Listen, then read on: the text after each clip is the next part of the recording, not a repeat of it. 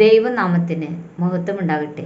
സഹോദരങ്ങളെ, യെഹെസ്കേൽ 18:1 അപ്പന്മാർ പച്ചമുന്തിരിങ്ങ തിന്നു മക്കളുടെ പല്ല് പുളിച്ചു എന്ന് ഇസ്രായേൽ ദേശത്ത് ഒരു പഴഞ്ചൊല്ല് പറയുന്നുണ്ട് എന്ന് പറയുന്നു.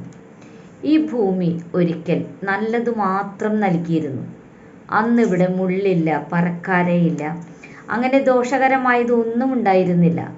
എന്നാൽ മനുഷ്യന്റെ പാപം ഈ ഭൂമിയെ ശാപകരമാക്കി. മനുഷ്യൻ തലമുറകളായും ശാപഗ്രസ്തമായി.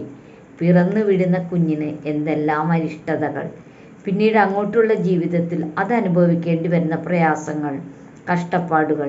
എന്തുകൊണ്ട്? പലതിൻ്റെയും മുൻപിൽ നാം പകച്ചു നിന്നു പോകുന്നു.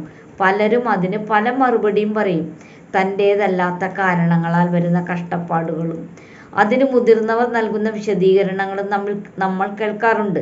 അതിൽ ഈ 2 വാക്കുകൾ എപ്പോഴും ഉൾപ്പെടുന്നു: ശാപവും പാപവും. ഇതിൽ എത്രത്തോളം വാസ്തവമുണ്ടെന്ന് നമുക്കൊന്ന് ചിന്തിക്കാം. യേശു വരുന്നത് വരെയുള്ള കാലഘട്ടത്തിൽ ന്യായപ്രമാണമായിരുന്നു ഉണ്ടായിരുന്നത്. പാപം എന്തെന്ന് മനുഷ്യന് ബോധ്യപ്പെടുത്തക്ക വിധത്തിൽ കുറേയേറെ നിയമങ്ങൾ അതിൽ രേഖപ്പെടുത്തിയിരുന്നു. ആദത്തിൻ്റെ പാപം മൂലം ശാപഗ്രസ്തമായി തീർന്ന മനുഷ്യൻ ന്യായപ്രമാണം ധിക്കരിക്കും തോറും കൂടുതൽ ശാപഗ്രസ്തനായി. പുറപ്പാട് 34:7 യഹോവ മോശയോട് തന്നെക്കുറിച്ച് ഇങ്ങനെ പറയുന്നു: കുറ്റമുള്ളവനെ വെറുതെ വിടാതെ പിതാക്കന്മാരുടെ അകൃത്യം മക്കളുടെ മേലും മക്കളുടെ മക്കളുടെ മേലും 3-ാമത്തെയും 4-ാമത്തെയും തലമുറയോളം സന്ദർശിക്കുന്നവൻ എന്ന് വിശേഷിപ്പിച്ചു. പുറപ്പാട് 20:5 ഇത്തരത്തിലുള്ള പരാമർശമുണ്ട്. അതിനാൽ മാതാപിതാക്കളുടെ പ്രവൃത്തികളുടെ അനന്തരഫലങ്ങൾ കുട്ടികൾ അനുഭവിക്കുന്നു. ഇത് എന്നുവരെ നീളുമെന്നതിന് ജെറമ്യ പ്രവാചകൻ 31-ാം അധ്യായം 29, 30, 31 വാക്യത്തിൽ പറയുന്നത് കേൾക്കൂ: അപ്പന്മാർ പച്ചമുന്തിരിങ്ങ തിന്നു മക്കളുടെ പല്ല് പുളിച്ചു എന്ന് അവർ ആ നാളിൽ ഇനി പറയുകയില്ല. ഓരോരുത്തൻ അവനവൻ്റെ അകൃത്യം നിമിത്തമത്രേ മരിക്കുന്നത്. പച്ചമുന്തിരിങ്ങ അവനവൻ്റെ പല്ലിൽ മാത്രമേ പുളിക്കുകയുള്ളൂ. ഞാൻ ഇസ്രായേൽ ഗൃഹത്തോടും യഹൂദാ ഗൃഹത്തോടും പുതിയൊരു നിയമം ചെയ്യുന്ന കാലം വരും എന്ന് യഹോവയുടെ അരുളപ്പാട്. ഇങ്ങനെയുള്ള ഒരു കാലത്തിനായിട്ടാണ് യേശു ഭൂമിയിൽ വന്നത്. മനുഷ്യനെ ശാപത്തിൽ നിന്നും പാപത്തിൽ നിന്നും പൂർണ്ണമായി മോചിപ്പിക്കണമെന്ന സൃഷ്ടാവിൻ്റെ ആഗ്രഹത്തിനാലാണ് ദൈവപുത്രനായ ക്രിസ്തു മനുഷ്യപുത്രനായി ജനിക്കുന്നത്. പാപങ്ങളുടെ പ്രായശ്ചിത്തം ന്യായപ്രമാണത്തിൽ മൃഗബലികളായിരുന്നെങ്കിൽ മനുഷ്യപുത്രൻ എല്ലാവരുടെയും പാപം വഹിച്ച് ശാപമായ കുരിശിൽ ബലിയായി. ആ രക്തം കൊണ്ട് മാത്രമേ ഈ ശാപത്തിൽ നിന്നും പാപത്തിൽ നിന്നും നമുക്ക് മോചനം ലഭിക്കൂ.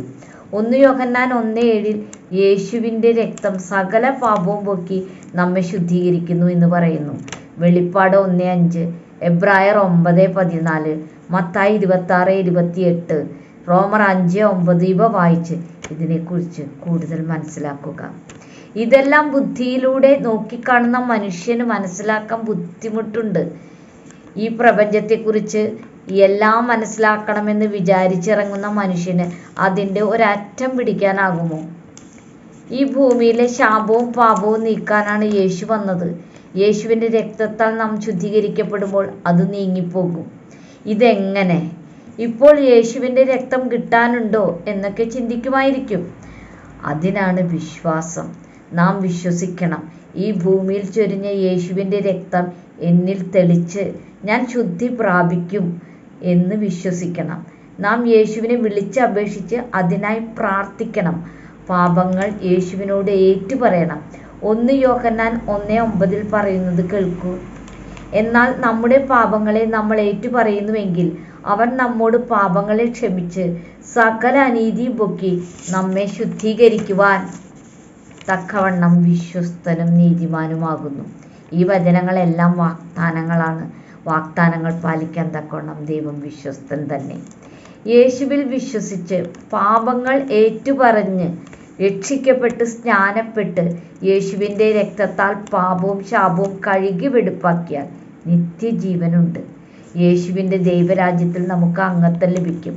വെളിപ്പാട് വായിച്ച് ആ രാജ്യത്തിൻ്റെ സൗഭാഗ്യങ്ങൾ മനസ്സിലാക്കണം സഹോദരങ്ങളെ.